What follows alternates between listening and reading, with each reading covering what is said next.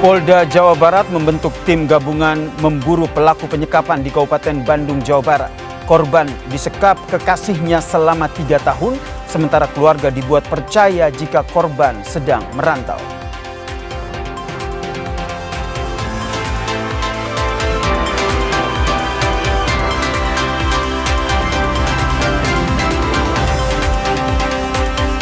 Polisi menyerahkan Roy Suryo dan Tifauzia Tiasuma ke Kejaksaan Negeri Jakarta Selatan. Keduanya dijerat dengan pasal pencemaran nama baik, fitnah, dan manipulasi data elektronik dalam kasus ijazah Joko Widodo. Dalam keterangannya, pihak Roy sempat menyinggung proses hukum yang menjerat Sylvester Matutina.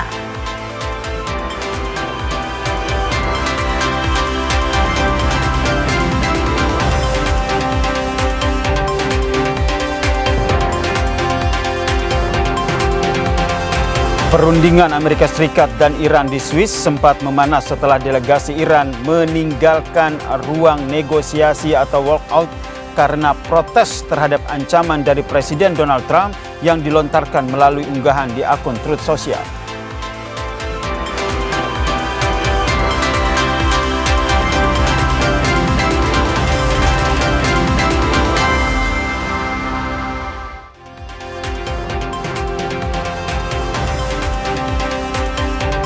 Selamat sore saudara, saatnya Anda menyaksikan program berita Kompas Petang hanya di Kompas TV, independen, terpercaya. Hari ini saya Audrey Chandra. Dan saya Yasir Nene Ama di Kompas TV, independen, terpercaya. Kita awali informasi pertama di Kompas Petang saudara terkait dengan diduga tabrak lari. Sebuah mobil mewah dirusak warga di kawasan Kebonjeruk, Jakarta Barat. Hampir seluruh bagian mobil rusak parah. Wah, berhenti nih. Oh, dia masih jalan terus, woi. Wah, seru banget. Seorang pengemudi mobil mewah diduga melakukan tabrak lari di kawasan Kebonjeruk, Jakarta Barat, saudara. Korbannya adalah pengemudi ojek daring. Korban langsung dibawa ke rumah sakit terdekat karena mengalami luka ringan. Pengendara lain yang berada di lokasi kejadian langsung mengejar mobil itu dan merusaknya. Polisi yang tiba di lokasi langsung melerai keributan yang terjadi dan mengamankan pengemudi. Kondisi mobil mengalami kerusakan parah pada bagian depan dan belakang akibat lemparan dari batu.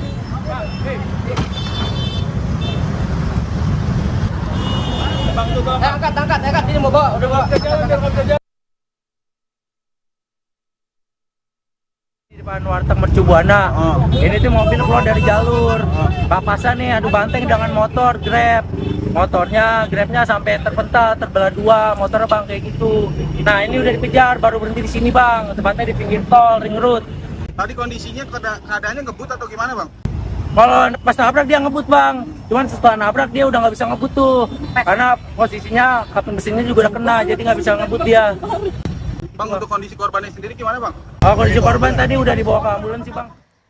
Informasi berikutnya, petugas damkar hingga Senin siang masih berusaha memadamkan api yang menghanguskan pabrik sandal di Cipondoh, Kota Tangerang, Banten.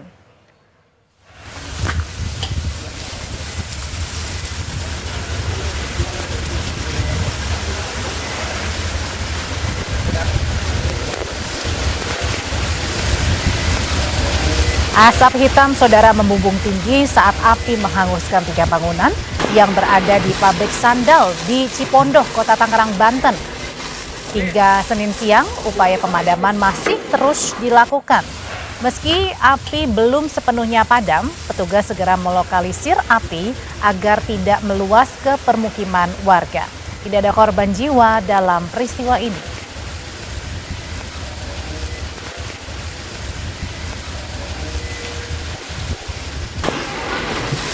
Masih menerjunkan 19 unit juga dari bantuan dari Kodim 01 Tangerang. Kita masih berjibaku, mudah-mudahan api bisa cepat padam.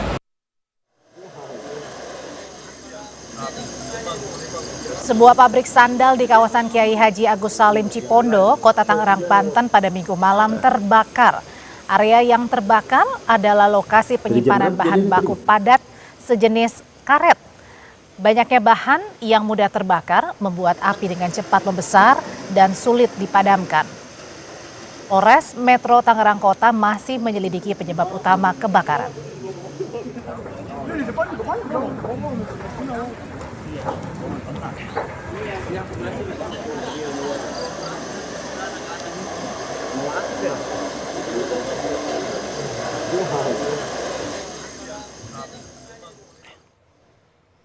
Berita selanjutnya, Saudara, mahasiswa dari sejumlah perguruan tinggi di Bali yang dipelopori oleh Universitas Udayana menggelar aksi demonstrasi di depan kantor DPRD Provinsi Bali.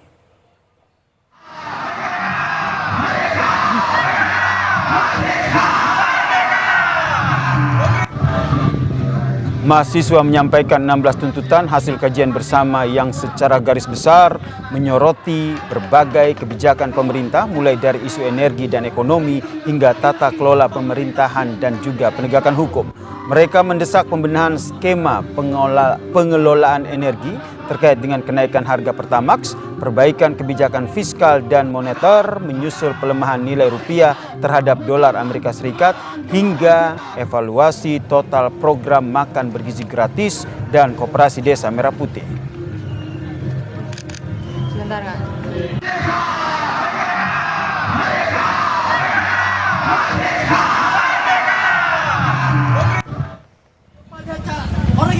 Unjuk rasa menuntut perbaikan ekonomi dan hukum juga dilakukan Ikatan Mahasiswa Muhammadiyah di kawasan 0 km Yogyakarta pada Senin siang. Aksi diawali dengan menggelar mimbar bebas dan juga orasi yang menuntut pemerintah melakukan perbaikan ekonomi seperti menurunkan harga bahan pokok dan juga minyak, menghentikan program makan bergizi gratis dan Koperasi Desa Merah Putih yang syarat korupsi serta membebani APBN.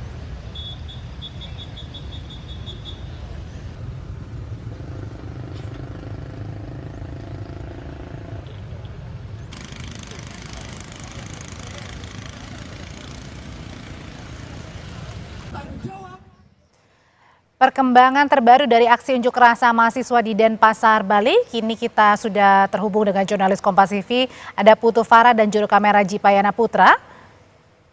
Ya, Putu, apakah unjuk rasa sampai dengan sore hari ini masih berlangsung dan apakah ada anggota DPR yang menemui massa? Baik, terima kasih Audrey dan juga Kak Yasin dan juga saudara.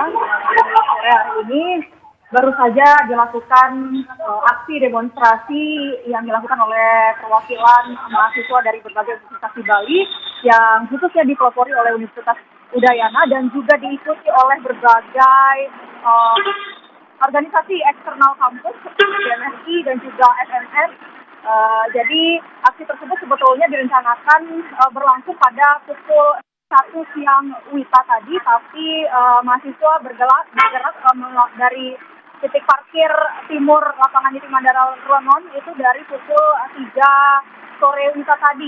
Dan rute yang mereka lakukan itu dari titik parkir lapangan timur Niti Mandala Renon menuju ke Jalan Raya Puputan dan kemudian berakhir di depan gedung DPRD Provinsi Bali. Tadi sudah dilaksanakan penyampaian daripada aspirasi mahasiswa.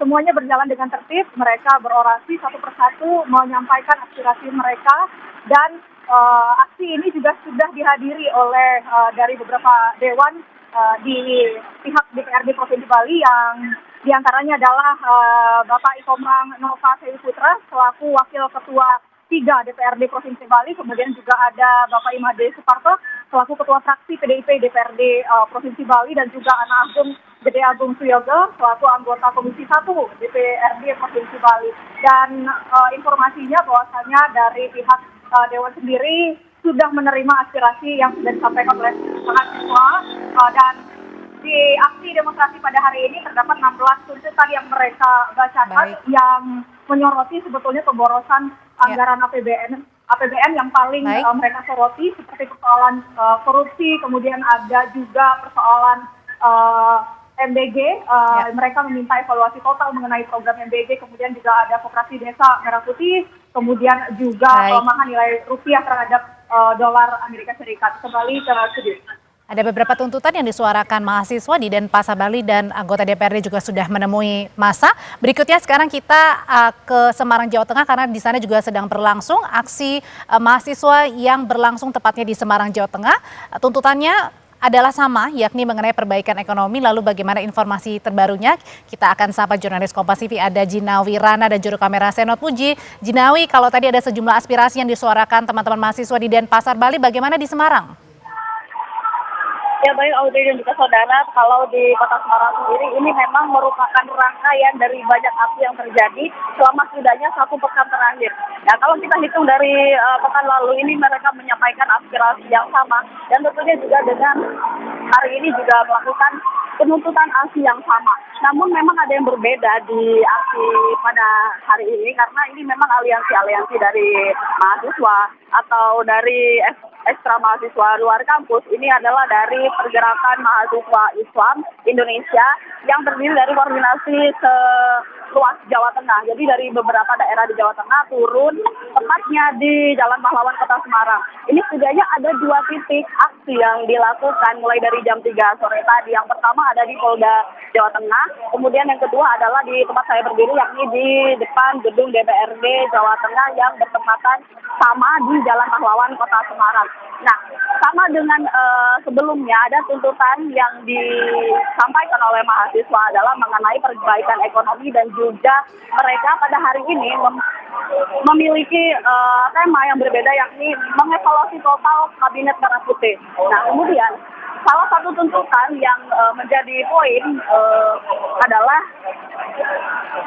mendesak percepatan pengesahan RUU perampasan aset. Nah, setidaknya ada 7 poin, namun RUU perampasan aset itu menjadi salah satu yang digaungkan. Dan ini berbeda daripada sepekan terakhir. Daripada sepekan terakhir ini memang mahasiswa menyuarakan mengenai kenaikan harga BBM, kemudian perbaikan ekonomi, lalu mengenai evaluasi MDG, kemudian juga mengenai aparatur sipil negara, kemudian mengenai UU Polri dan juga TNI yang mereka mendesak agar para aparat keamanan ini kembali ke barak. Namun emang ada yang berbeda pada yang disampaikan oleh TNI pada hari ini adalah mengenai mendesak percepatan pengesahan RUU perampasan aset.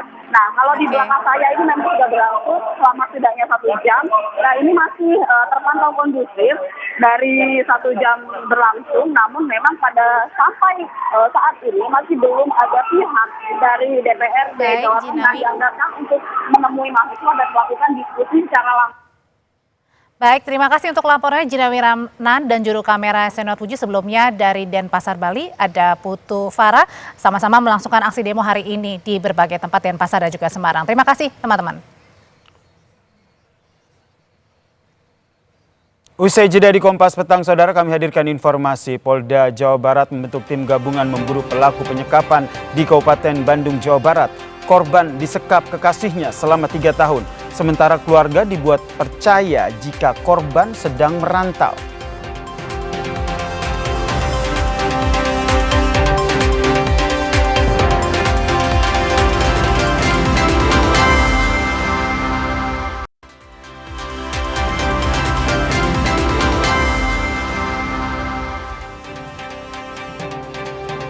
Terima kasih Anda masih menyaksikan Kompas Petang, saudara. Seorang anak perempuan berusia 9 tahun di Batam dianiaya ibu tirinya. Korban kini menjalani perawatan di rumah sakit.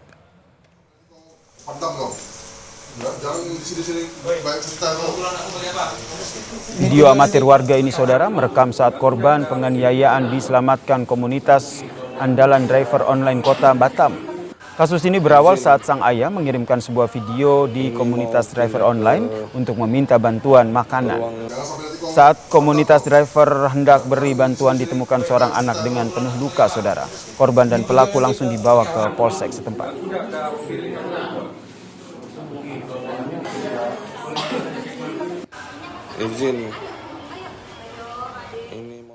Penyidik Polsek Sagulung, Kota Batam, Kepulauan Riau menetapkan ibu tiri korban penganiayaan di Batam sebagai tersangka, sementara ayah kandung masih menjalani pemeriksaan. Polisi masih memeriksa apakah ada unsur keterlibatan atau pembiaran ayah kandung korban dalam peristiwa penganiayaan terhadap anak perempuannya ini. Korban yang masih berusia 9 tahun saat ini masih menjalani perawatan medis di Rumah Sakit Kota Batam. Kesal ya. Jadi karena kita ke Polres ini. Inisial PJ, 38 tahun. Dan sekarang sudah kita tahan di rutan. Kesalnya si ibu sambungnya ketika memerintahkan anaknya untuk menjaga adiknya yang berumur 2 tahun. Informasi berikutnya, Saudara, Polda Jawa Barat membentuk tim gabungan untuk memburu pelaku dan menangani kasus penyekapan yang terjadi di Kabupaten Bandung, Jawa Barat. Polisi saat ini masih fokus pada pemulihan korban yang merupakan saksi mahkota. Meski kondisinya sudah berangsur membaik, korban masih dirawat di Rumah Sakit Hasan Sadikin, Kota Bandung. Korban berinisial YTR asal Ranca Ekek, Kabupaten Bandung, diduga disekap oleh kekasihnya selama 3 tahun. Sementara keluarga dibuat percaya jika korban sedang merantau. Datang lagi ke sini, si Eja Saksi utama atau saksi mahkota ini adalah korban sendiri, sehingga kita juga masih sangat sedikit untuk mendapatkan informasi. Dengan pemulihan nanti ini, kita harapkan ada pemeriksaan lebih, malah membentuk suatu tim gabungan, ya, tim gabungan yang terdiri dari semua reserse. Saudara, kasus penganiayaan sadis dan penyekapan yang dialami oleh perempuan di Cilenyi, Kabupaten Bandung memicu amarah anggota Komisi 8 DPR RI, Atalia Praratya. Atalia mendorong pelaku untuk segera ditangkap dan dihukum berat.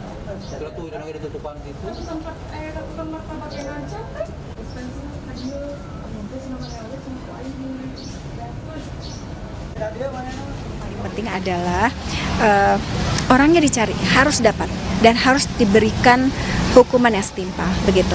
Dan sekarang masih DPO tentu saja. PR saya khususnya di bidang perempuan dan anak, pelindungan perempuan dan anak termasuk juga kekerasan. Saya kira ini yang menjadi masalah ada terkait dengan korban-korban yang akibat tindakan kekerasan. Nah, ini ternyata tidak di-cover oleh BPJS. Maka kita memang harus, maaf ya, bahasa mengais-ngais gitu, mengetuk pintu dari satu lembaga ke lembaga yang lain. Lalu seperti apa perkembangan terkini terkait dengan perburuan pelaku penyekapan di Bandung, Jawa Barat? Sudah ada jurnalis Kompas TV, Vida Alatas. Selamat petang, Vida.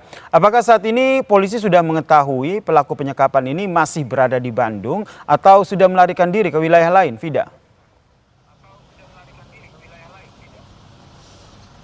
Yasir, kalau keterangan terbaru dari Polda Jawa Barat mengatakan bahwa pelaku ini tentunya masih terus diburu, bahkan polisi dari Kepolisian Polda Jawa Barat ini juga sudah membentuk tim khusus untuk menangani kasus ini, begitu ya Yasir dan juga saudara, yang terdiri dari gabungan Ditreskrimum, lalu juga Ditreskrimsus, Ditcyber, Humas, dan juga Perempuan dan juga Anak Polda Jawa Barat.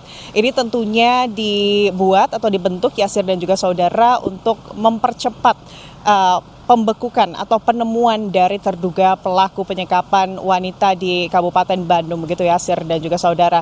Terkait penyelidikan lebih lanjut, Yasir, kalau dari keterangan dari Kepolisian Polda Jawa Barat menyebut bahwa memang saat ini fokus dari kepolisian ini adalah untuk pemulihan kondisi korban, Yasir.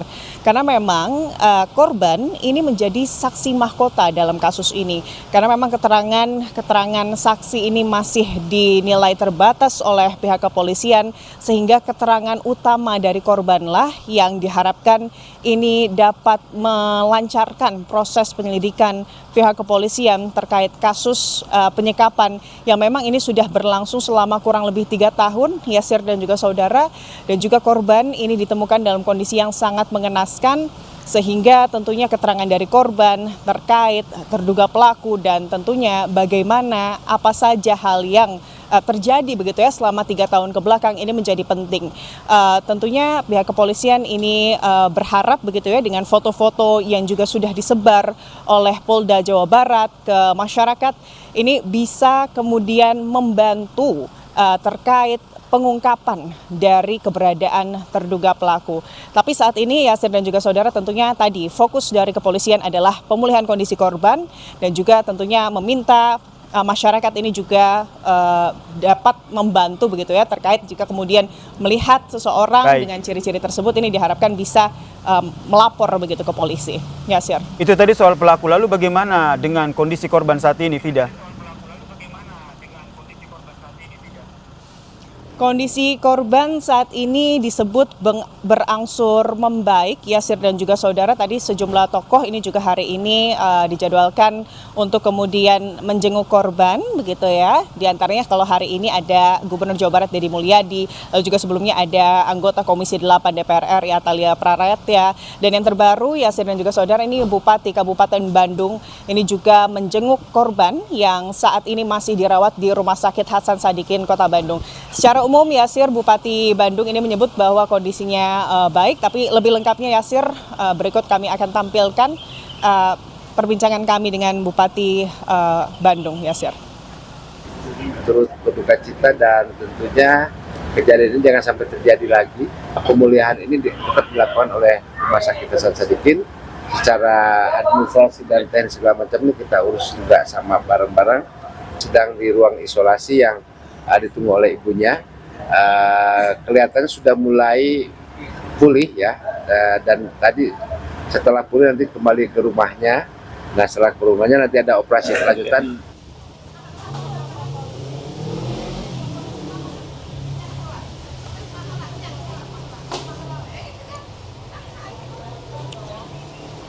Ya, Yasir, itu tadi bagaimana kondisi terkini dari korban, dan informasinya korban ini sudah bisa dipulangkan begitu ya, karena kondisinya sudah membaik, untuk kemudian nantinya dilakukan tindakan medis lebih lanjut berupa operasi begitu. Tapi memang yang menjadi sorotan juga ini adalah terkait biaya.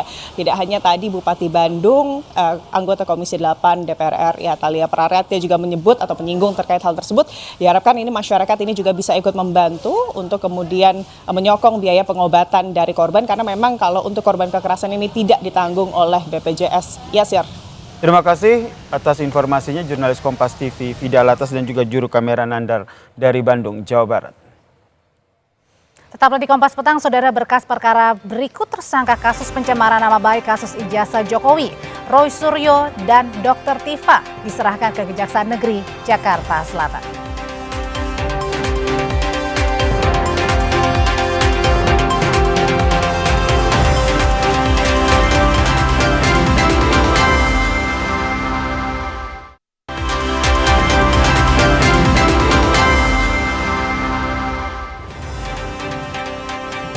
Saudara, berkas perkara berikut tersangka kasus pencemaran nama baik kasus ijazah Jokowi, Roy Suryo dan Dr. Tifa diserahkan ke Kejaksaan Negeri Jakarta Selatan hari ini.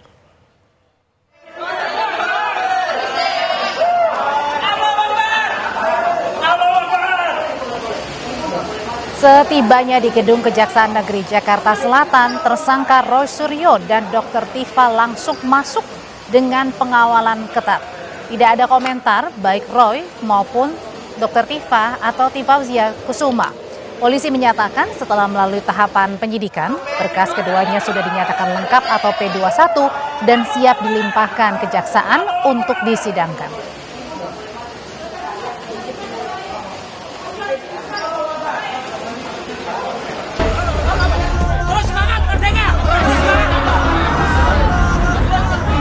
Hari ini, Polda Metro Jaya menyerahkan tersangka dugaan pencemaran nama baik, fitnah, dan manipulasi data elektronik tudingan ijazah palsu Presiden ke-7 RI, Joko Widodo, Roy Suryo, dan Tifauzia Tiasuma bersama barang bukti ke Kejaksaan Negeri Jakarta Selatan. Reskrim Polda Metro Jaya Kombes Iman Imanuddin tegaskan, seluruh penanganan perkara tersangka Roy dan Tifa hingga proses penahanan sudah sesuai dengan prosedur hukum. Mana tersangka atas nama RS dan TT hari ini kami limpahkan tanggung jawab tersangka dan barang bukti ke Kejati DKI Jakarta. Tadi ditanyakan terkait dengan penangkapan maupun penahanan ataupun pemanggilan. Kami pastikan bahwa seluruh tahapan yang dilakukan oleh penyidik di Reskrim Polda Metro Jaya sudah sesuai dengan prosedur KUHAP.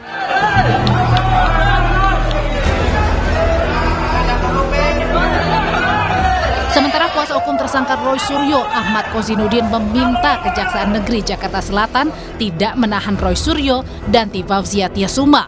Kuasa hukum membandingkan kasus Roy dengan kasus pencemaran nama baik dan fitnah yang menyeret nama Sylvester Matutina. Di Kejaksaan Negeri Jakarta Selatan, meskipun punya wewenang juga untuk melakukan penahanan, tetapi wewenang itu tidak dilakukan. Karena apa? Kalau sampai dilakukan upaya melakukan penahanan, berarti juga kejaksaan melakukan tindakan sewenang-wenang. Kenapa? Karena di kejaksaan yang sama, ini Kejaksaan Negeri Jakarta Selatan, ada kasus yang sudah ingkrah yang kita ketahui Sylvester Matutina sampai hari ini saja belum dieksekusi. Saya pikir itu akan menjadi pertimbangan bagi Kejaksaan Negeri Jakarta Selatan untuk mengambil pilihan wewenang yang diatur undang-undang agar tidak dianggap sewenang-wenang. Sebelum dilimpahkan ke Kejari Jakarta Selatan, tersangka Roy dan Tifa ditangkap di kediamannya masing-masing Jumat lalu dan langsung dibawa ke Polda Metro Jaya untuk menjalani pemeriksaan. Kedua tersangka juga sudah menjalani pemeriksaan kesehatan di Rumah Sakit Polri Kramat Jati, Jakarta. Tim Liputan, Kompas TV, Jakarta.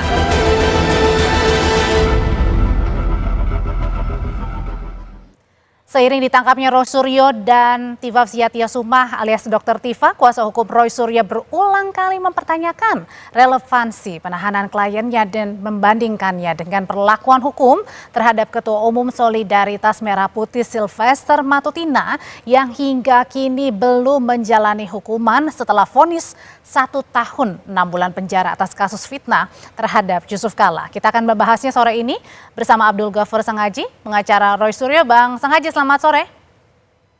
Selamat sore Mbak Audrey. Dan hadir juga ada Andi Aswan, Ketua Umum Jokma Nusantara Bersatu. Bang Andi, selamat sore. Sore Audrey.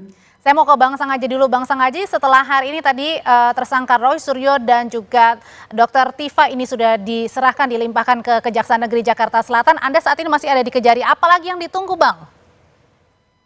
Ya, makasih Mbak Audrey. Jadi perlu saya jelaskan bahwa pagi tadi sudah dilaksanakan tahap 2 atau kita sebut sebagai penyerahan tersangka dan barang bukti.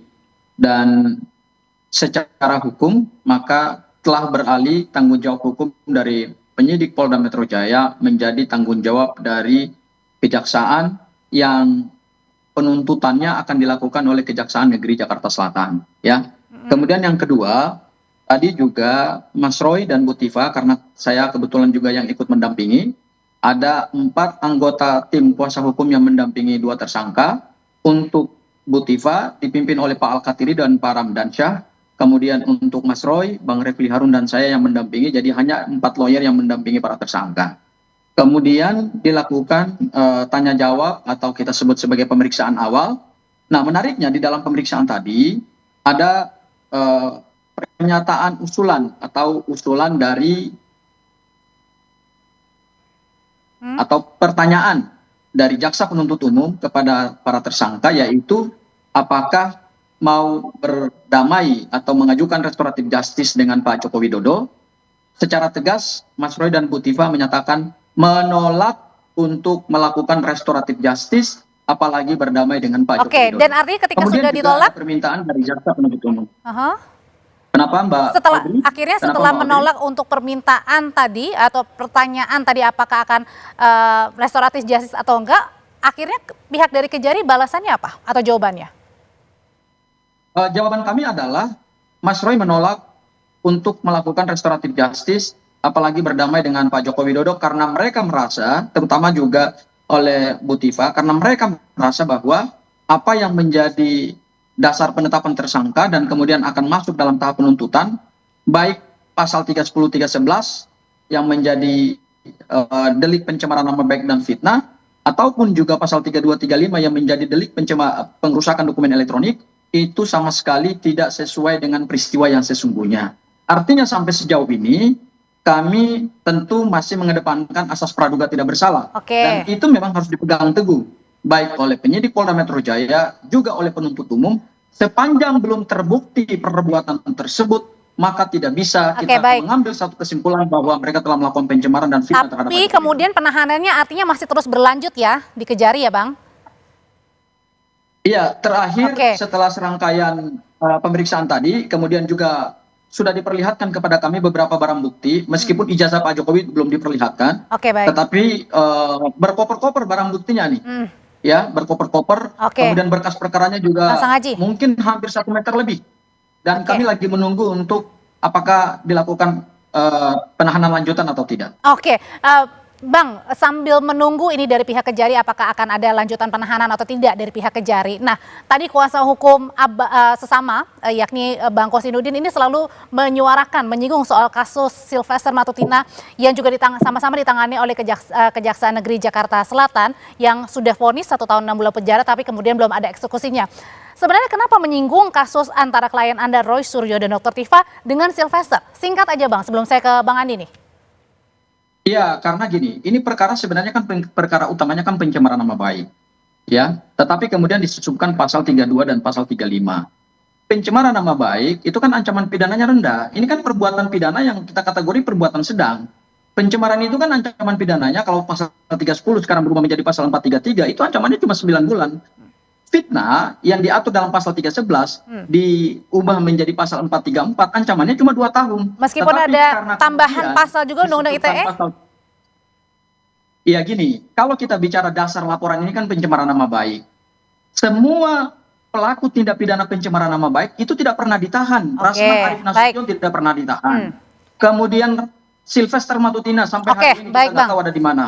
Ya, tidak pernah dilakukan eksekusi. Tidak pernah. Bagaimana kita kemudian mempertanggungjawabkan proses penegakan hukum seperti ini? Ini kan namanya tidak due process of law, tidak adil, ya kan? Kemudian hanya saya sekarang kalau gitu nanya ke Bang Andi, kalau gitu Bang Andi ini dipertanyakan sama kuasa humnya Roy dan Dr. Tiffany. Ini kemana sih sebenarnya Sylvester ini? Bang Andi tahu di mana keberadaan dari Bang Sylvester? Saya sekarang sudah lama nggak bertemu dengan Bung Sylvester, ya sudah lama sekali. Tapi kalau untuk case-nya ini kan kita sudah menyerahkan kepada kejaksaan untuk itu, ya. Apapun keputusannya itu kan keputusan kejaksaan, bukan dari keputusan dari kami semua, ya. Tapi kalau kita mengacu kepada inilah, jangan membandingkan seperti itu. Kita akan mengacu apa yang telah dilakukan oleh Polda Metro Jaya dalam hal ini penyidik, ya, yang telah melakukan tugas-tugasnya. Kemudian diserahkanlah masuk ke tahap 2 itu di kejaksaan, artinya bola ini kan sudah berpindah di kejaksaan. Ya kita melihat sekarang dalam proses untuk itu. Yang kita harapkan adalah bahwasanya itu dilakukan sesuai dengan koridor-koridor dari hukum itu sendiri. Kita tidak akan mencampuri urusan itu. Tapi yang jelas, apapun keputusannya itu nanti, kami berharap itu sesuai dengan pertimbangan-pertimbangan dan juga menurut KUHP. Bang Andi. Ini kan sama-sama kasus fitnah, tapi yang satu Bang Sylvester sudah ada vonisnya, sudah ditetapkan, tinggal eksekusinya saja. Yang satu lagi ini baru dilimpahkan segala berkas dan tersangkanya ke Kejari. Nah, ini yang menjadi pertanyaan dari kuasa hukum, apa pembelaan Anda?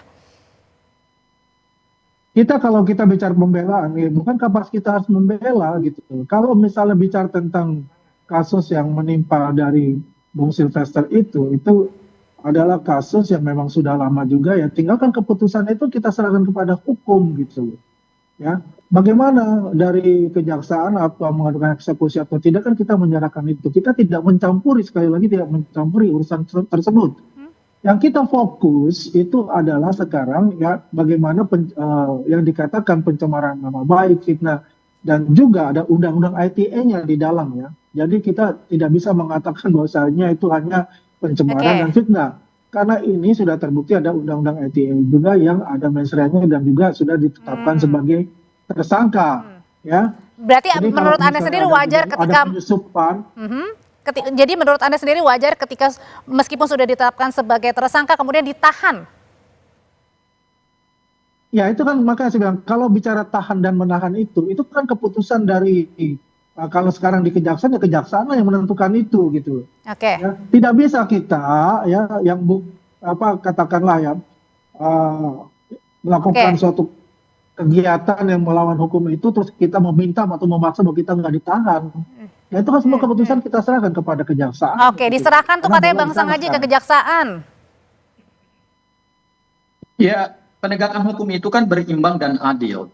Jangan terhadap pendukung Pak Jokowi tidak ditahan, tidak dieksekusi, tidak dikejar. Itu salah satu pendukung berat Pak Joko Widodo dan itu temannya Andi Azwan. terhadap hal-hal seperti ini dibenarkan oleh Andi Azwan dan rekan-rekannya yang lain gitu. Kenapa kalian juga tidak mendorong kejaksaan untuk segera mengeksekusi Sylvester Matutina? Kenapa juga kalian tidak pernah? Tapi Bang, Anda kan adalah kuasa hukum. Matutina, gitu. Oke, sorry, saya potong. Jadi Bang penegakan hukum itu jangan karena teman Anda, jangan karena pendukung Pak Jokowi Anda membangun argumentasi hukum untuk menguntungkan saudara, tetapi begitu berhadapan dengan warga negara yang bukan pendukung Pak Jokowi Dodo, Anda membangun satu argumentasi hukum yang seolah-olah itu benar secara hukum, padahal salah secara hukum. Tapi kenapa Anda adalah kuasa hukum Mas Roy kemudian membandingkannya dengan Bang Sylvester? Loh, karena kasus pencemaran nama baik dan fitnah itu memang seharusnya tidak boleh ditahan dan tidak boleh ditangkap karena ini bukan delik yang merusak keamanan negara, pertahanan keamanan nasional. Ini jenis deliknya atau kualifikasi delik di dalam ilmu hukum pidana itu kan pencemaran nama baik, makanya ancaman pidananya adalah ancaman pidana sedang. Berdasarkan KUHP, terhadap ancaman pidana pencemaran nama baik dan fitnah itu tidak boleh dilakukan penangkapan, apalagi penangkapan kemarin seperti seolah-olah sesuatu yang dramatis kalau tidak ditangkap akan apa gitu kepada negara ini. Ya, kita tidak adil di dalam menerapkan hukum. Jangan karena ini pelapornya adalah mantan Presiden Joko Widodo, kemudian semua penegakan hukum itu dibenarkan seolah-olah benar, padahal salah juga gitu. Betul begitu Bang Andi, itu kesan yang diterima dari pihak kubu Roy. Ya, kalau kita lihat Audrey, ya biar bagaimanapun ya yang namanya penasihat hukum dia akan mati-matian untuk membela itu. Kan saya sudah katakan semua itu ya kami menyerahkan kepada proses hukum yang berlaku. Ya, tidak pernah kita mau mendesak. Apakah Andi Azwan itu mendesak begitu kan? Ya tidak. Ya kalau Anda mengatakan bahwa Sylvester itu adalah teman saya, ya betul teman saya. Tapi semua yang berhubungan tentang hukum itu adalah personal lah yang bertanggung jawab untuk itu. Jadi di sini nggak ada yang kebal hukum satupun ya, Bang? Tidak ada yang kebal hukum satupun gitu loh.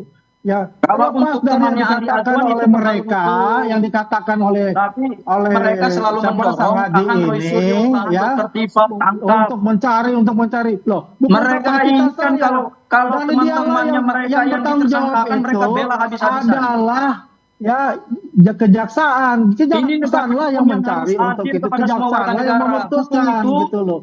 Jangan hanya menguntungkan pihak yang Anda ini sudah masuk ke taraf yang namanya P22 ini atau yang namanya tahap 2 ini, tinggal sekarang kalau menunggu keputusan ditangkap atau tidak. Apakah kita ini akan membuat suatu tekanan-tekanan secara politik? Tidak. Kita menunggu.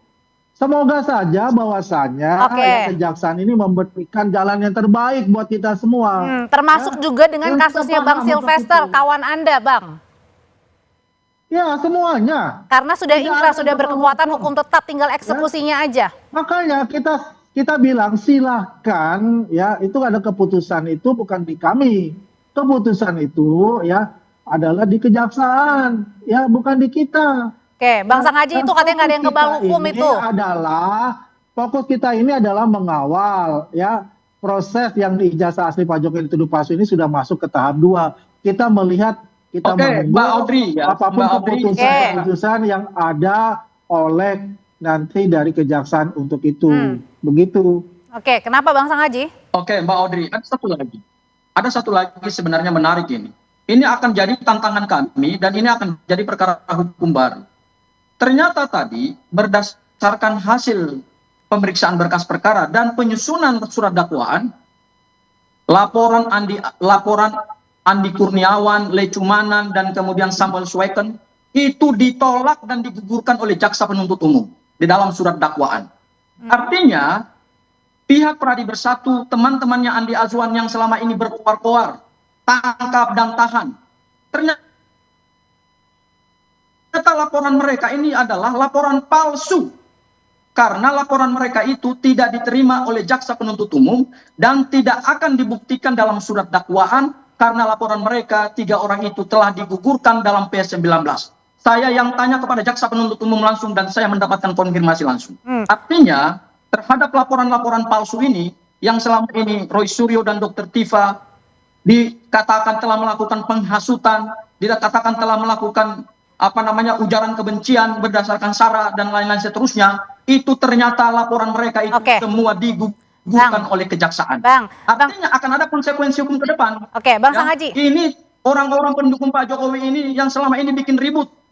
Oke, balik lagi Bang Sanghaji ke tema kita. Bahwa LP yang akan diuji di dalam proses persidangan itu adalah LP Pak Joko Widodo, bukan LP-nya teman-teman yang Andi Azwar. Bang Sanghaji, kalau misalnya mereka ke depan akan menerima konsekuensi hukum. Anda sebagai kuasa hukum dan teman-teman kan juga sampai saat ini masih menunggu ya, apakah dari pihak Kejaksaan Negeri Jakarta Selatan akan melanjutkan penahanan atau tidak begitu. Nah, singkat saja Bang, apakah bagian dari membawa nama Sylvester Matutina, Bang, ini juga menjadi salah satu strategi baru Abang untuk mempertanyakan ke Kejari jika nanti penahanannya dilanjutkan?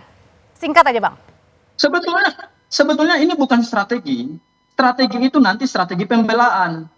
Ini adalah membuka kepada publik bahwa penegakan hukum dalam perkara Presiden Joko Widodo, Presiden RI ke-7 itu ternyata semuanya tidak netral dan tidak adil. Tidak murni by law, tidak murni penegakan hukum. Kenapa terhadap Surya dan Dr. Tifa harus dilakukan penangkapan dan penahanan, tetapi terhadap seorang pendukung diehardnya Joko Widodo, yaitu temannya Andi Azwan, tidak cepat-cepat dikejar dan dieksekusi. Berarti kalau dari Andi Azwan mau mendukung proses penegakan hukum, serahkan teman Anda. Apakah Anda juga akan mendukung proses penegakan hukum untuk mengeksekusi kawan Anda Bang Sylvester? Bang Andi, singkat aja. Ya, saya singkat aja ya. Kalau yang dikatakan oleh dia itu kami yang berbuat kerusuhan dan sebagainya, itu sudah plot twist lagi. Yang selama ini berteriak-teriak, saya yang tidak selama katakan ini ada di kerusuhan podcast, dengan di pernyataan media mainstream, siapa lagi yang berteriak-teriak dan melakukan ujaran kebencian orang-orang dan mereka membuat itu yang melakukan itu plot yang twist dan laporan kalian itu sebagainya. salah dan ditolak oleh kejaksaan. Kalian akan Jadi menghadapi proses hukum kalau berikut. ini kita memberikan semuanya ini adalah kepada proses hukum yang berlaku. Baik. Tidak seperti mereka yang plot twist seperti itu. Jadi intinya kita menyerahkan semuanya kepada proses hukum yang berlaku. Begitu. Sudah kita tangkap pesannya. Terima kasih kalau gitu Bang Andi. Bang Sanghaji, selamat. Selamat sore Bapak-Bapak. Sore saya Mbak. Ini sebentar lagi sudah ada mau keputusan dari kejaksaan Mbak. Nanti kita tunggu. Terima kasih ya Bang. Tetap bersama kami di Kompas Petang, Saudara. Perundingan Amerika Serikat dan Iran di Swiss sempat memanas setelah delegasi Iran meninggalkan ruang negosiasi atau walk out karena protes terhadap ancaman dari Presiden Amerika Serikat Donald Trump yang dilontarkan melalui unggahan di akun Truth sosial.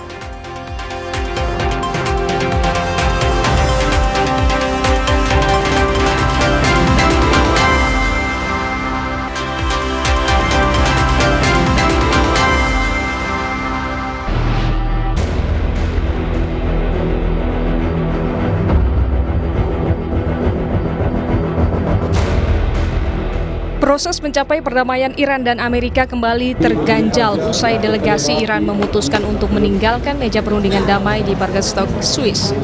Belakangan terungkap, sikap Iran menunjukkan komitmen yang tidak akan tunduk di bawah ancaman saat melakukan kesepakatan. Presiden Amerika Serikat Donald Trump menebar ancaman kepada Iran melalui Truth sosialnya jelang pertemuan delegasi Iran dan Amerika yang dimediasi Qatar dan Pakistan. Bersamaan pula, saat Hizbullah dan Israel masih terlibat baku tembak yang intens. Trump menuliskan Iran harus segera menghentikan proksi mereka yang dibayar mahal di Lebanon agar tidak menimbulkan masalah. Jika tidak, kami akan menyerang Iran dengan sangat keras lagi seperti yang kami lakukan pekan lalu, bahkan lebih keras lagi. Sementara itu, juru bicara Kementerian Luar Negeri Iran, Ismail Baghaei, mengungkap dalam klausul damai diciptakan mekanisme yang telah dirancang untuk memantau penghentian permusuhan yang berkelanjutan. Dengan kehadiran para mediator, mekanisme inovatif ini dibentuk yang dinamakan sel dekonflik untuk memastikan bahwa gencatan senjata di Lebanon tetap stabil. این سازوکار خب یک سازوکار جدیدی است تحت عنوان دیکانفلیکشن سل ایجاد شد برای اینکه مطمئن بشیم توقف جنگ در لبنان پایدار ایمن کشتی‌ها از تنگه هرمز یک سازوکاری قرار شد ایجاد بشه جهت آغاز مذاکرات مربوط به توافق نهایی گام‌های مهمی توافق شد. امیدواریم که در اجرا هم ما شاهد جدیت طرف مقابل. Selain itu, Ketua Parlemen Iran yang hadir dalam perundingan damai di Swiss menulis dalam media sosialnya Iran tidak pernah menganggap serius ancaman Amerika. Hingga kini, kelanjutan perundingan damai Amerika dan Iran belum diungkap apakah akan berlanjut pada komitmen untuk perdamaian atau tidak.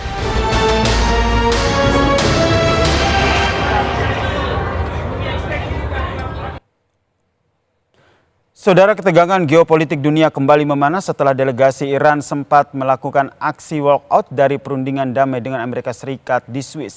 Aksi ini dipicu oleh ancaman militer terbaru dari Presiden AS Donald Trump melalui media sosialnya. Meski dialog akhirnya berlanjut berkat mediasi Qatar dan juga Pakistan, situasi di Timur Tengah tetap berada di ujung tanduk. Kita bahas bersama dengan sejumlah narasumber yang telah bergabung di Kompas Petang. Ada pakar PPAU, alumni US Air War College, Marsmateni Agung Sasongkojati, dan juga Evata Filomeno Duarte, dosen ilmu politik dari Udayana. Selamat petang semuanya. Petang. Saya ke Mas Agung Sasongko dulu nih, melihatnya bagaimana nih? Karena kalau kita lihat aksi walkout dari Iran di Swiss ini setelah adanya ancaman media sosial dari Trump. Apakah ini murni taktik diplomasi, gertakan, atau sebuah sinyal kesiapan tempur dari Iran? Begini, begini. Di dalam MOU disebutkan juga bahwa kedua pihak berhenti untuk saling mengancam, saling menyerang secara fisik ya dengan senjata, dan juga saling mengancam dengan iktikat baik akan mulai berunding, seperti itu. Tapi ini baru mulai berunding. Di sisi lain itu juga ada kesepakatan bahwa di pasal 1 malah dalam MOU itu bahwa untuk menjaga agar perdamaian juga di Lebanon dan semua tindakan di sana juga dihentikan karena itu bagian daripada perdamaian.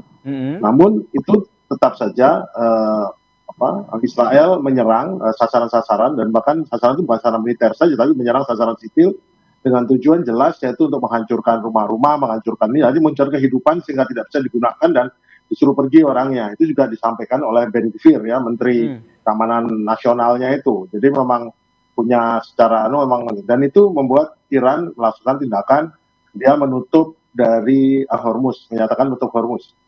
Nah, Trump ini yang memang sudah panik dan kesel serta takut karena masalah, ternyata dia baru tahu kalau ternyata persediaan cadangan minyak Amerika yang digunakan selama ini itu sudah tinggal hanya beberapa minggu saja, dan itu juga yang kedua juga dia berharap agar segera minyak keluar, mengalir minyaknya Iran, minyak siapapun keluar untuk segera menurunkan harga minyak, ya jadi marah dan dia mengancam bahwa akan menyerang dan akan, kamu juga nggak selamat kalau pulang. Wah, itu ancamannya udah ancaman pribadi gitu kan.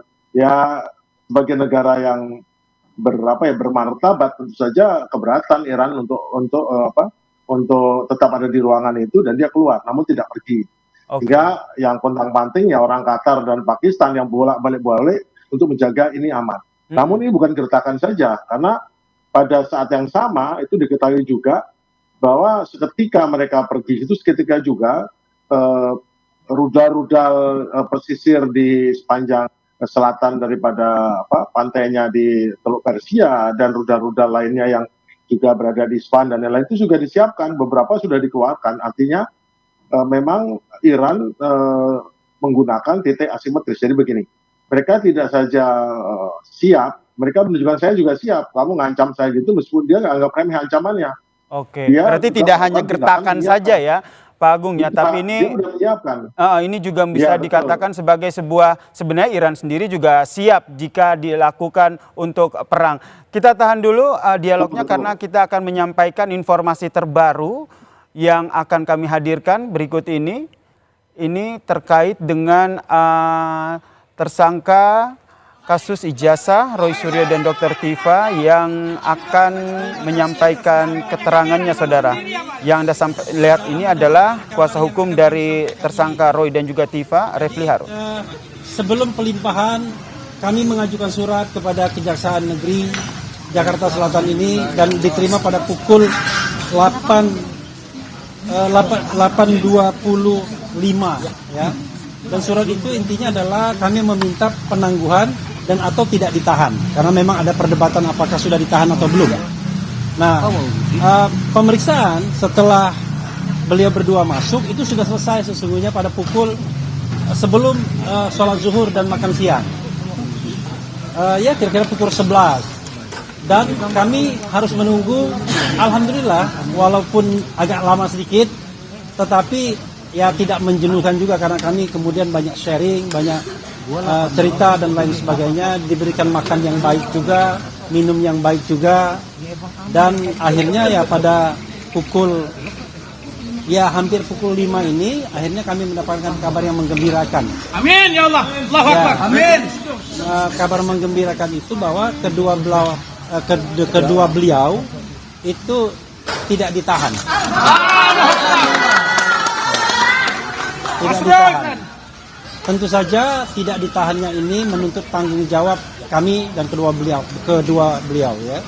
Jadi tanggung jawabnya tentu menjaga iklim tetap kondusif, dan kita nanti berpikir bagaimana menghadapi kemungkinan persidangan ke depan dengan profesional, dengan mengedepankan ilmu-ilmu hukum yang kita punyai, sehingga apa yang ingin kita bela, apa yang ingin kita katakan itu memang berdasarkan hal-hal yang memang betul-betul dilindungi oleh konstitusi dan undang-undang.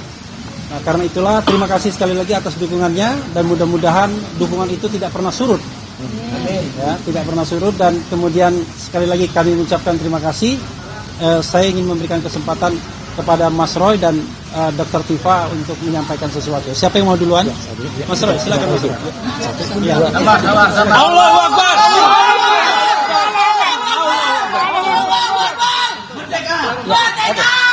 Bismillahirrahmanirrahim. Ya, alhamdulillah saya secara pribadi Roy Suryono Terpudajo ya mengaturkan banyak terima kasih untuk yang terjelas adalah kepada sahabat setia saya Dr. Tifausia Tiasuma ya, yang terus kami terus berjuang ya, kami tidak memperhitungkan siapa yang di luar sana. Juga kepada 3 sahabat kami yang lain, Ibu Kurnia Triuriani, Mas Rizal Fadilah, juga Pak Rustama, dan terutama yang tidak bisa kami lupakan seluruh lawyer-lawyer yang luar biasa ya, luar biasa ya. Mohon maaf saya tidak bisa sebutkan satu persatu ya, mulai dari Mas Refli sampai yang semuanya, dan tentu saja kepada teman-teman semua, awak media, para jurnalis, para YouTuber, dan juga kepada seluruh masyarakat Indonesia. Ini insya Allah kemenangan rakyat Indonesia. Dan saya hanya ingin mengaturkan puji syukur kepada Tuhan Yang Maha Kuasa, Allah Subhanahu Wa Taala, bahwa perjuangan kami belum selesai.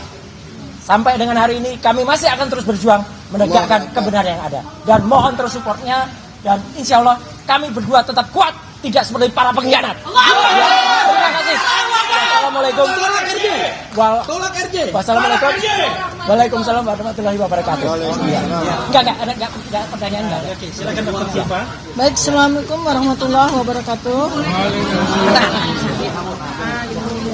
Assalamualaikum warahmatullahi wabarakatuh. Waalaikumsalam warahmatullahi. Sekali lagi saya bersyukur karena pada hari ini ternyata kebenaran tidak padam di negara kita.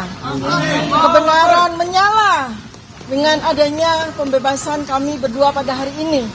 Insya Allah kami terus istiqomah, dan kami terus mengajak seluruh rakyat Indonesia jangan pernah takut menegakkan kebenaran. Dan kepada para ilmuwan, kepada para peneliti, ini adalah saatnya kita bicara tentang kebenaran.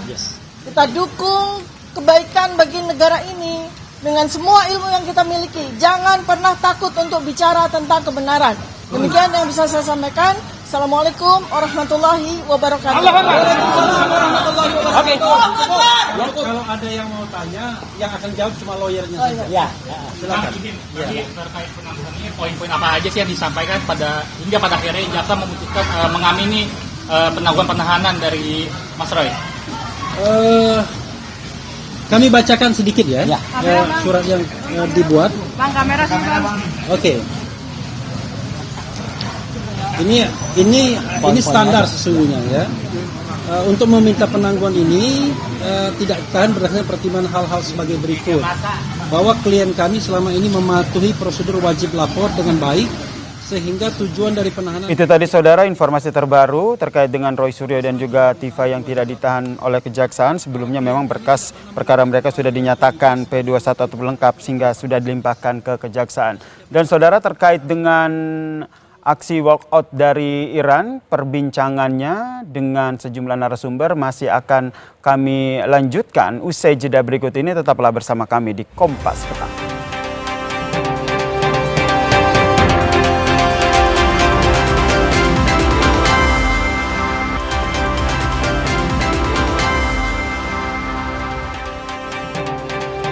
Kami lanjutkan perbincangan kami dengan Bang Syarki dan juga Bang Evata. Tadi kalau kata Bang Syarki bahwa sebenarnya aksi walkout dari Iran ini bukan hanya ancaman biasa, tapi sebenarnya Iran sendiri memang sudah siap secara militer begitu. Kalau dari Mas Evata sendiri melihatnya sejauh mana kesiapan militer Iran jika nanti ada perang terbuka lagi dengan Amerika Serikat? Baik, dalam kondisi tersebut memang isi perjanjian juga masih tidak lengkap ya. Perjanjian P5+1 ini juga tidak ada satu klausul yang benar-benar mengikat secara aturan hukum. Tidak ada mekanisme arbitrase juga ya, jika terjadi pelanggaran, maka ketika dalam kondisi tersebut semua pihak siap-siap untuk mengokang senjata mereka masing-masing. Nah, kalau ditanya kesiapan militer dari Iran, kita tahu bahwa Iran memiliki kemampuan regenerasi yang cukup cepat ya, dan kesiapan militer mereka tidak lepas karena mereka saat ini juga masih melakukan aktivitas yang sama, menebar ranjau dan juga melok beberapa wilayah-wilayah yang memang diduga kuat ya menjadi pangkalan militer ya, atau aktivitas intelijen yang selama ini dicurigai oleh Iran itu sendiri akan menjadi target besar. Nah, akan tetapi dalam perjalanannya saya kira kegiatan walkout ini juga merupakan bagian dari upaya untuk meningkatkan ya kapasitas diplomasi dari Iran itu sendiri, yang berharap agar nanti ke depannya klausul-klausul yang tidak disepakati itu jangan dulu dibahas. Nah, Amerika ini ingin cepat sekali membahas dan mereka ingin memenangkan diplomasi dengan good deal yang sangat-sangat sesuai dengan standar mereka. Padahal dalam kondisi tersebut niatan baik ini harus dijalankan perlahan. Nah, maka tampaknya niatan baik tersebut dibaca secara militer oleh Iran dan kesiapan dari militer mereka tentu tidak main-main begitu. Mereka mempersiapkan drone yang baru dan juga kapasitas-kapasitas perang yang baru, meskipun dalam kondisi kali ini sudah banyak fasilitas-fasilitas militer, radar-radar dan juga kemampuan dari militer mereka yang cukup terkoyak, tetapi perang total adalah salah satu bagian dari bahwa mereka siap apabila terjadi skenario yang paling buruk, yaitu perang terbuka begitu ya. Ini yang sebenarnya tidak kita harapkan begitu, karena sebenarnya dari Iran sendiri nampaknya tetap mengedepankan diplomasi dan juga negosiasi. Kalau Bang Syarki sendiri melihat kenapa akhirnya oke lah kita selalu berpendapat dan sama, mungkin Bang Evata juga setuju kalau seandainya karakter dari Trump ini memang sulit untuk dibaca begitu. Kalau yang Anda baca saat ini dengan cuitan ancaman yang disampaikan di media sosialnya ini, arahnya Donald Trump ini kemana? Ya, Donald Trump seperti biasa, dia seperti memang nggak umum ya, orang lagi berunding terus dia nimbrung di situ. Jadi Donald Trump tuh kayaknya tidak bisa membedakan antara orang sedang berdiplomasi dengan tanggapan langsung. Jadi bagi Donald Trump yang orang generasi milenial, generasi kayak saya gini, dia yang pengen dia lihat adalah respon yang dilihat di media. Jadi apapun yang terjadi, tidak semua yang diomongkan itu dilaksanakan kan. Ada juga apa yang tidak diomongkan dilaksanakan. Tapi yang jelas dia tidak mungkin melaksanakan serangan atau apapun itu karena memang sekarang Iran sudah siap. Yang kedua sudah terikat oleh MOU. Jadi ya dia juga ngomong sembarangan. Kemarin seperti sama Perdana Menteri Italia juga ngomong sembarangan tuh mengenai nanti kalau Iran punya nuklir dalam 2 menit Italia hancur. Marah lah si Meloni mengatakan bahwa dari 9 negara pemegang nuklir cuma 1 yang pernah gunakan nuklir, namanya Amerika Serikat. Sampai seperti itu, artinya apa? Memang beliau tidak punya tata krama hubungan internasional. Tapi lepas daripada itu juga mencerminkan, juga ingin memberikan sesuatu. Karena apapun yang dikerjakan Trump, yang kemarin itu, semua mengkritik kecuali Israel. Artinya apa ya? Mungkin dia, kan kalau cuma ngomong saja kayaknya nggak masalah, itu yang kelihatan oleh Trump lakukan. Tetapi yang dilakukan sekarang justru malah menunjukkan betapa tim atau delegasi Iran itu sangat bermartabat, sangat menunjukkan kualitasnya, dan justru apa yang dilakukan oleh Trump itu malah meningkatkan leverage atau daya tawar ataupun bagusnya Iran. Di sisi lain itu Amerika jadi kesusahan dan bahkan kita lihat sih lagi defense malah diabaikan, malah diremehkan oleh dari Qatar loh. Bayangkan itu terjadi dan memang Iran Amerika mendapat masalah banyak gara-gara Donald Trump yang tidak bisa memfilter ucapan dan tidak bisa memfilter tangannya dalam mengirim pesan media sosial.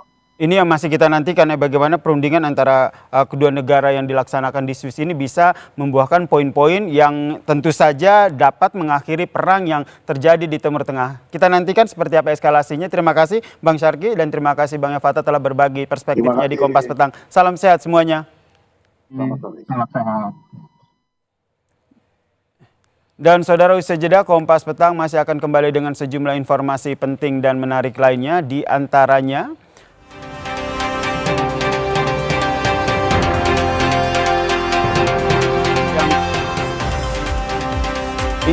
informasi selanjutnya terkait dengan aksi unjuk rasa yang terjadi di Jakarta, di mana masa pergerakan mahasiswa Islam Indonesia berunjuk rasa di depan gedung DPR.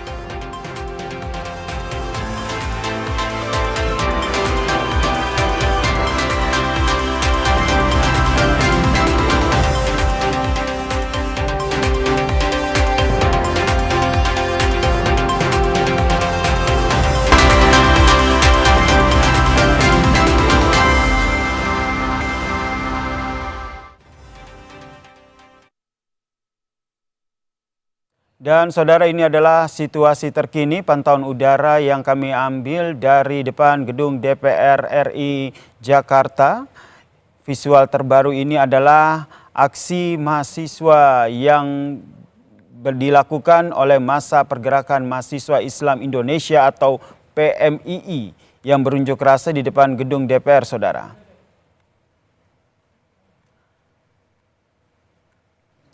Sejumlah tuntutan mereka sampaikan, diantaranya adalah meminta ataupun menuntut perbaikan ekonomi dan juga perbaikan geopolitik yang terjadi di tanah air. Situasi yang Anda saksikan saat ini adalah visual terbaru yang kami ambil dari depan gedung DPR RI. Aksi unjuk rasa ini juga tentu saja mendapatkan pengawalan ketat dari polisi.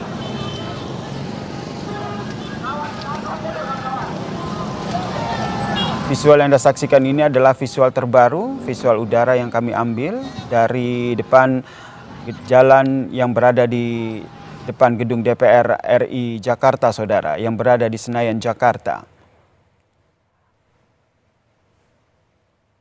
Dan untuk mengetahui informasi terkini terkait dengan aksi unjuk rasa ini, saudara, kita tanyakan kepada jurnalis Kompas TV, ada Benediktus Aditya dan juru kamera Aufa Farid yang memantau bagaimana jalannya unjuk rasa di depan gedung DPR RI.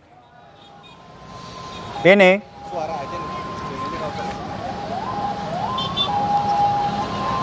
Ya, Yasir. Ceritakan seperti apa kondisi di sana, Bene? Ya, halo Yasir.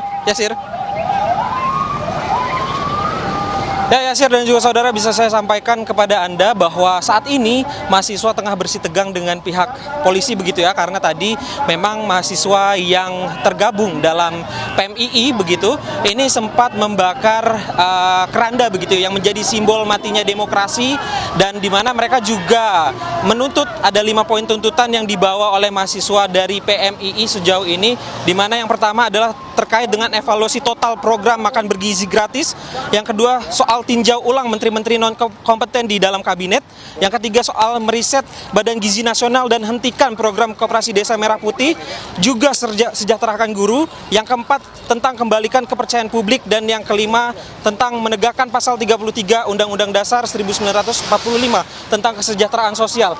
Nah, saat ini memang untuk jalannya aksi demonstrasi sejak tadi dimulai pada pukul 16.00 waktu Indonesia Barat, dan di belakang saya memang pihak mahasiswa dan pihak polisi ini juga masih bersih tegang, karena sejak dari tadi sudah beberapa kali kami melihat memang mahasiswa ini membakar simbol keranda begitu ya, yang menunjukkan bahwa ini simbol dari matinya demokrasi di Indonesia. Begitu, Yasir. Kemudian bagaimana dengan pengamanan yang dilakukan oleh polisi, dan apakah sudah ada informasi terkait dengan perwakilan DPR yang akan menemui massa?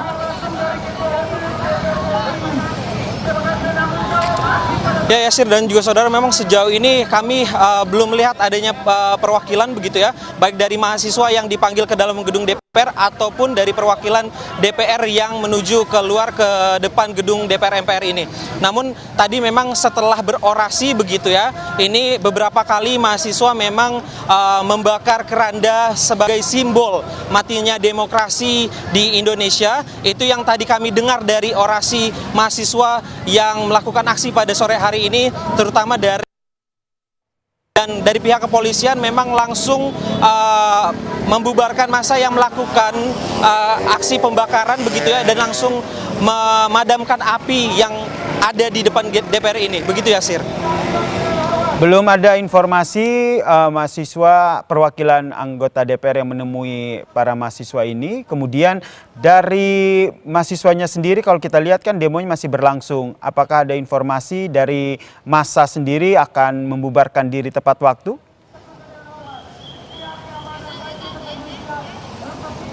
Ya, Yasir dan juga saudara, memang kalau dilihat dari eskalasinya pada hari ini, kami sendiri belum bisa mengetahui apakah waktu atau sebelum-sebelumnya memang aksi demonstrasi ini selalu selesai pada pukul 18.00 waktu Indonesia Barat. Namun melihat eskalasi pada hari ini kami selesai pada pukul 18.00 waktu Indonesia Barat atau tidak, karena memang kalau Anda lihat Yasir dan juga saudara di belakang saya, mahasiswa dan juga pihak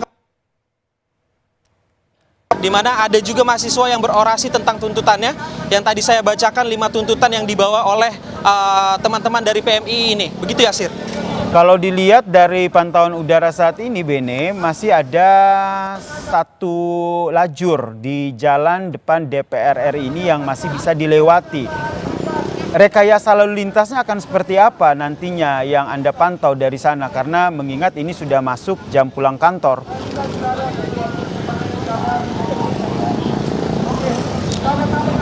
Betul ya, Sir. Memang untuk rekayasa lalu lintas sendiri ini diterapkan secara situasional ya.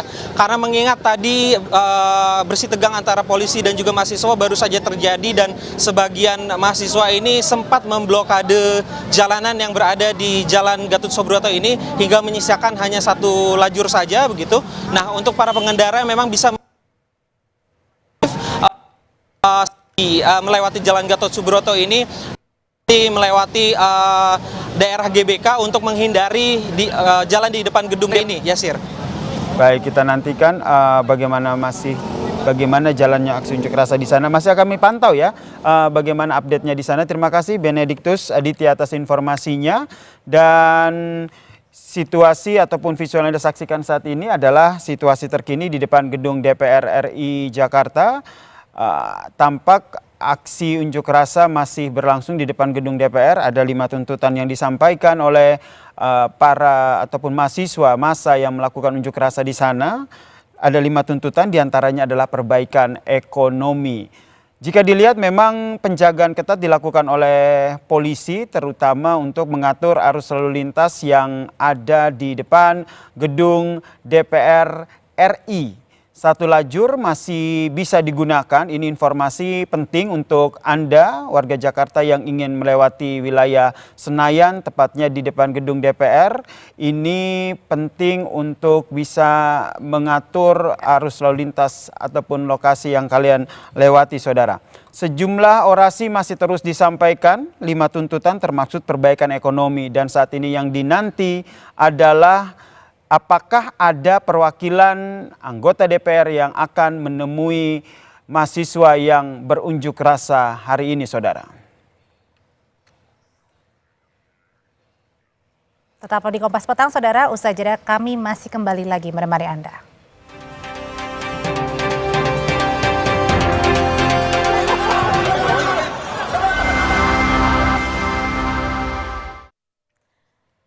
Kita pantau kembali, saudara, suasana paling baru di depan gedung DPR MPR Senayan Jakarta. Sore hari ini kembali berlangsung aksi demonstrasi oleh mahasiswa yang berlangsung di depan gedung DPR MPR Senayan Jakarta. Setelah tadi di siang hari ini demo berlangsung, tetapi berlangsungnya berada di sekitar Patung Kuda. Nah, saat ini yang Anda saksikan adalah mahasiswa dan juga polisi seperti tadi yang sudah disampaikan oleh jurnalis Kompas TV Benediktus Aditya. Ada kemudian bentrokan yang terjadi antara mahasiswa dan juga polisi, namun kami masih terus mencoba memperbarui informasi sebenarnya apa yang saat ini sedang terjadi. Tapi yang jelas tadi ada 5 tuntutan yang disuarakan teman-teman mahasiswa di depan gedung DPR MPR Senayan Jakarta. Salah satunya adalah mengenai program makan bergizi gratis dan juga meminta Presiden untuk mereshuffle atau mengocok ulang menteri-menteri yang dianggap kurang capable sehingga digantikan orang-orang yang lebih capable untuk perbaikan dari sisi ekonomi dan dari segi semuanya supaya menuntut Indonesia yang lebih baik lagi.